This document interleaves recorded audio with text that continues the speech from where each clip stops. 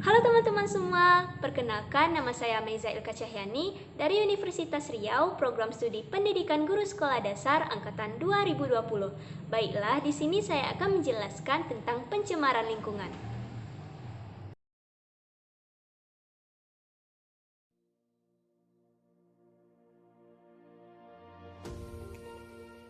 Lingkungan merupakan segala sesuatu yang ada di sekitar kita.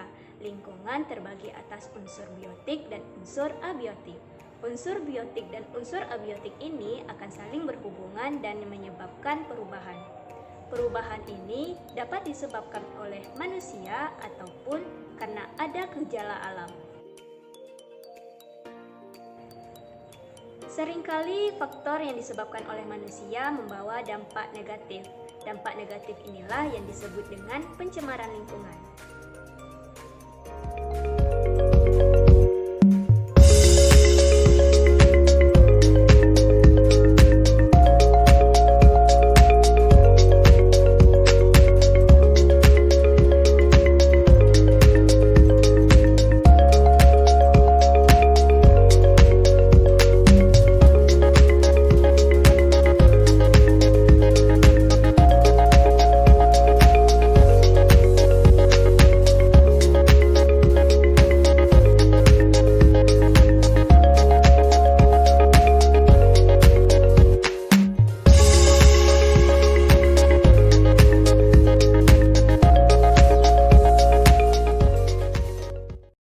Menurut Undang-Undang Pokok Pengelolaan Lingkungan Hidup, polusi atau pencemaran didefinisikan sebagai masuknya atau dimasukkannya organisme atau makhluk hidup, zat, energi, dan komponen lain ke dalam lingkungan yang menyebabkan lingkungan tersebut tidak akan dapat berfungsi sebagaimana peruntukannya. Zat ini disebut dengan polutan. Ada dua macam sifat polutan. Yang pertama, merusak dalam jangka waktu yang lama. Contohnya adalah masuknya timbal ke dalam tubuh manusia, dan apabila konsentrasinya rendah, maka tidak akan menyebabkan terganggunya metabolisme tubuh. Namun, apabila konsentrasinya tinggi, maka akan mengakibatkan tubuh menjadi keracunan. Lalu yang kedua adalah merusak untuk sementara. Maksudnya di sini adalah apabila polutan masuk ke dalam lingkungan, maka itu akan menyebabkan pencemaran lingkungan. Namun apabila polutan tersebut telah bereaksi dengan lingkungan, maka ekosistem akan kembali seimbang. Contohnya adalah tumpahan minyak di laut. Tumpahan minyak di laut ini akan menyebabkan kulit menjadi ruam dan terganggunya ekosistem di lautan. Namun apabila tumpahan minyak telah bereaksi, yaitu degrasi, maka ekosistem akan kembali seperti semula.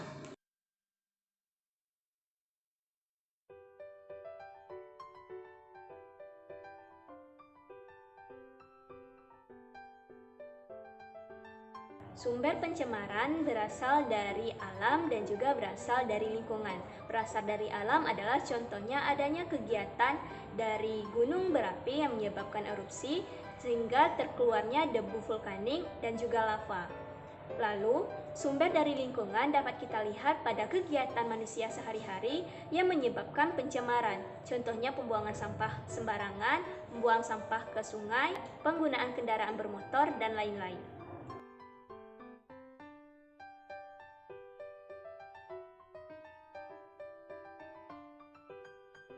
Macam-macam polutan, seiring dengan perkembangan teknologi dan juga aktivitas manusia menyebabkan berbagai jenis polutan terbentuk. Contohnya adalah polutan kimiawi, yaitu penggunaan bahan-bahan kimia seperti benzena, kromium, dan lain-lain yang dapat menyebabkan kanker pada manusia. Yang kedua, pencemaran biologi, yaitu adanya mikroorganisme yang dapat menyebabkan wabah penyakit. Contohnya adalah E. coli, salmonella, dan lain-lain. Lalu yang ketiga adalah pencemaran fisik, yaitu pencemaran yang disebabkan oleh zat, cair, padat, dan juga gas. Hal ini biasanya dilakukan oleh aktivitas manusia. Dari hal tersebut, maka dapat kita simpulkan bahwa jenis-jenis pencemaran terbagi menjadi tiga, yaitu pencemaran air, pencemaran udara, dan juga pencemaran tanah.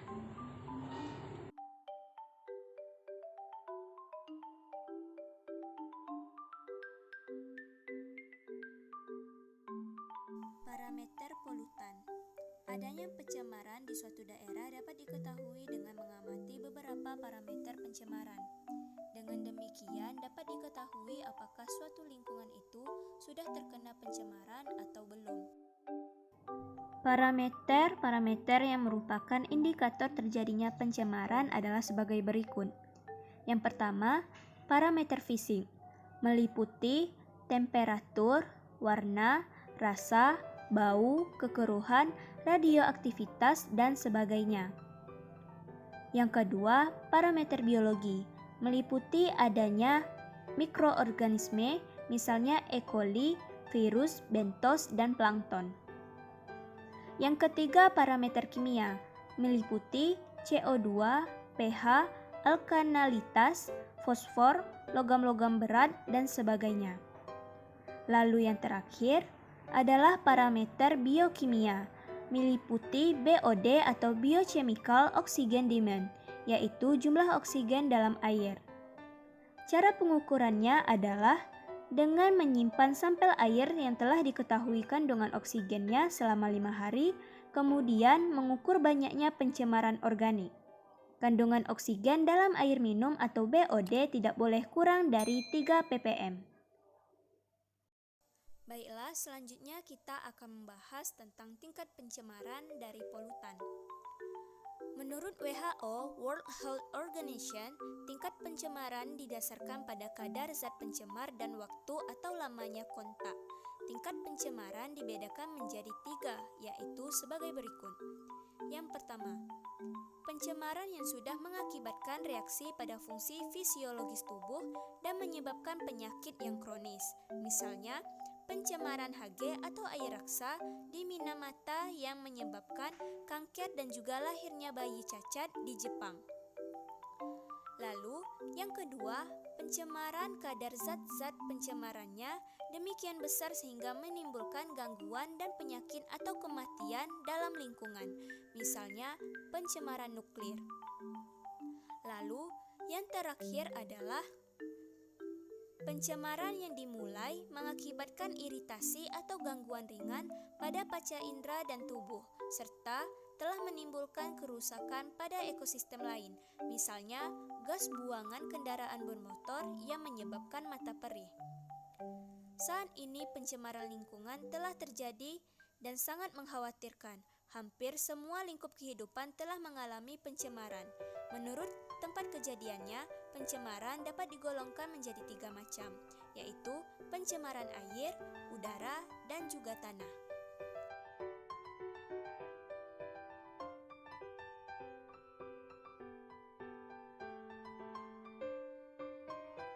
Pencemaran air. Air di permukaan bumi terdiri dari mata air, danau, sungai, laut, dan lain-lain. Namun, sekitar 30% air bersih tersedia di permukaan bumi.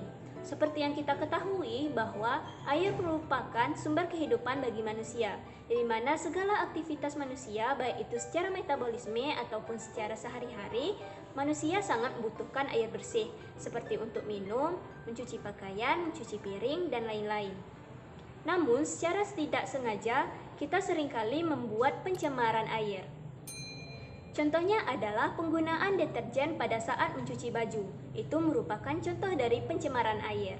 Lalu yang kedua adalah penggunaan pupuk pada sawah, dan itu merupakan salah satu dari pencemaran air.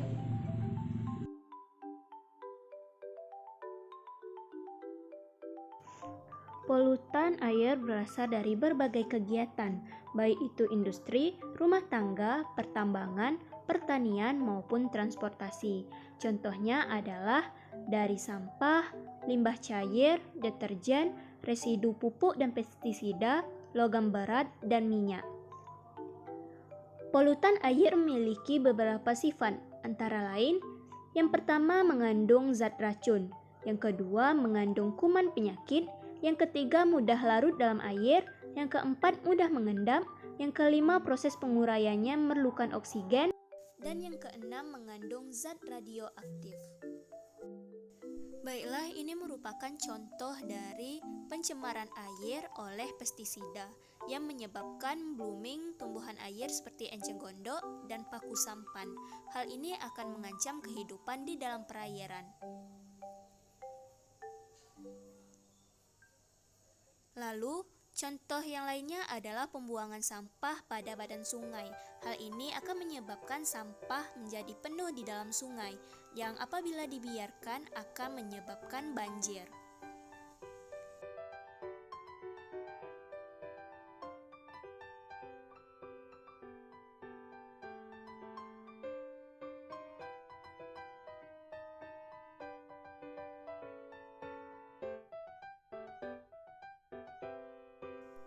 Pencemaran udara. Pencemaran atau polusi udara adalah masuknya makhluk hidup, zat, energi, atau komponen lain ke udara oleh kegiatan manusia atau proses alam, sehingga terjadi penurunan kualitas udara sampai tingkat tertentu yang menyebabkan udara menjadi kurang sehat atau tidak berfungsi sesuai dengan peruntukannya. Udara yang kita hirup setiap hari harus terjamin kebersihannya. Namun, jika dilihat kondisi udara saat ini sudah sangat mengkhawatirkan terutama di daerah perkotaan.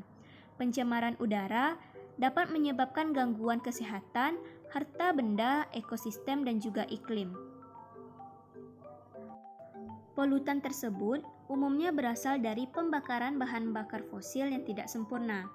Asap berasal dari pembakaran dalam kegiatan rumah tangga, kegiatan industri, maupun dari mesin kendaraan bermotor. Gas-gas pencemar udara antara lain karbon monoksida, karbon dioksida, nitrogen oksida, sulfur oksida, dan lain-lain. Pencemaran udara memberikan dampak negatif baik bagi lingkungan maupun makhluk hidup. Berikut beberapa dampak negatif dari pencemaran lingkungan. Yang pertama, udara yang tercemar dapat menyebabkan gangguan pernapasan, misalnya ISPA.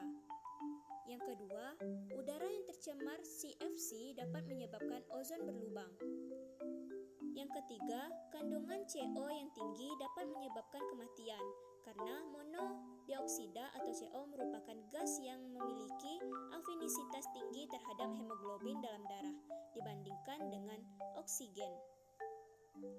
Lalu, yang selanjutnya adalah kabut atau asap yang tebal akan mengganggu transportasi baik di udara maupun darat karena terganggunya pandangan.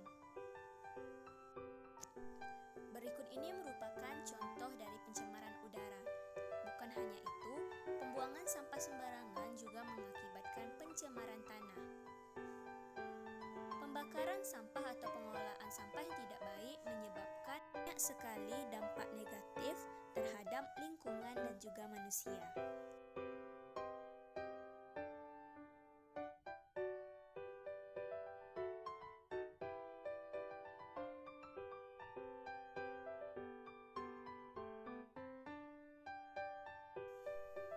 Cara penanggulangan pencemaran udara adalah yang pertama, menggunakan angkutan umum, yang kedua, mengelola sampah dengan baik, dan meletakkan sampah pada tempatnya.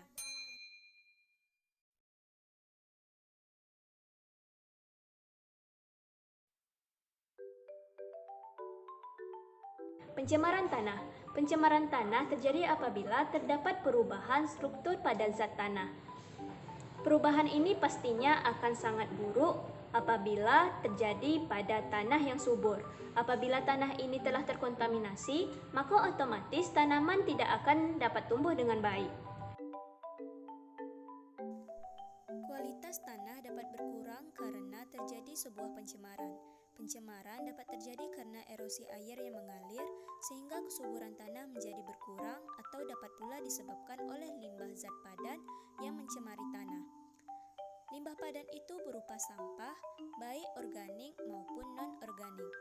Sampah itu bisa berasal dari rumah tangga maupun industri. Sampah rumah tangga jauh lebih banyak daripada sampah industri dan sering terjadi pada kota-kota besar.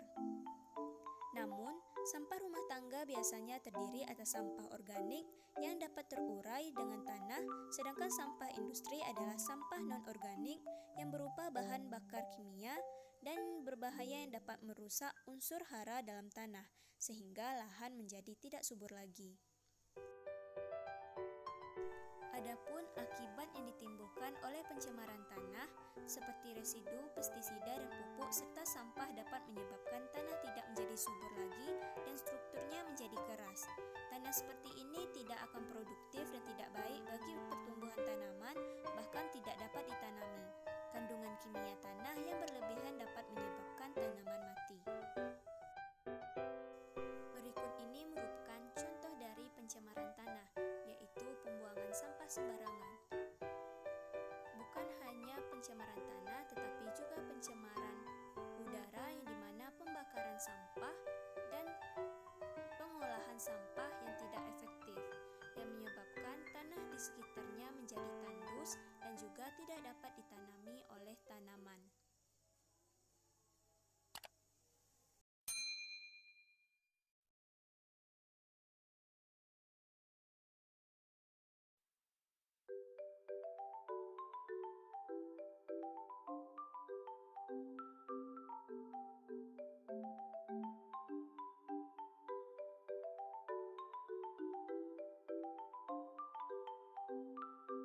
Upaya penanggulangan pencemaran lingkungan.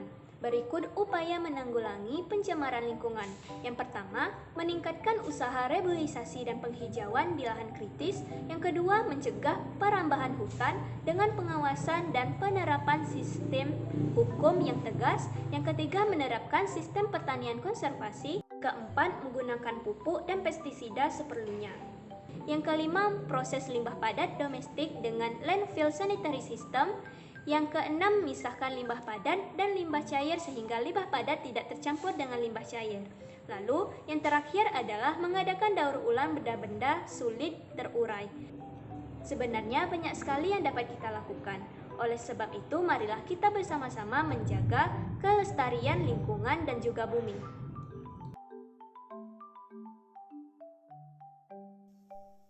Oleh sebab itu, hendaknya kita melakukan perlindungan serta pengelolaan lingkungan hidup sebagaimana yang tercantum dalam Pasal 3 Undang-Undang Nomor 32 Tahun 2009. Yang ini, yang pertama, melindungi wilayah NKRI dari pencemaran dan atau kerusakan lingkungan hidup.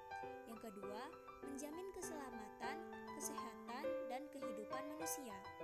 Yang ketiga, menjamin kelangsungan kehidupan makhluk hidup serta kelestarian ekosistem. Yang keempat, menjaga kelestarian fungsi lingkungan hidup. Yang kelima, mencapai keserasian, keselarasan, dan keseimbangan lingkungan hidup. Yang keenam, menjamin terpenuhinya keadilan generasi masa kini serta masa depan. Yang ketujuh, menjamin pemenuhan serta perlindungan hak atas lingkungan hidup sebagai bagian dari hak asasi manusia. Yang kedelapan, mengendalikan pemanfaatan sumber daya alam secara bijaksana. Yang kesembilan, mewujudkan pembangunan berkelanjutan. Dan yang kesepuluh, mengantisipasi isu lingkungan global. Baiklah, hanya itu yang dapat saya sampaikan. Apabila terdapat kesalahan, saya mohon maaf. Wassalamualaikum warahmatullahi wabarakatuh. Bye.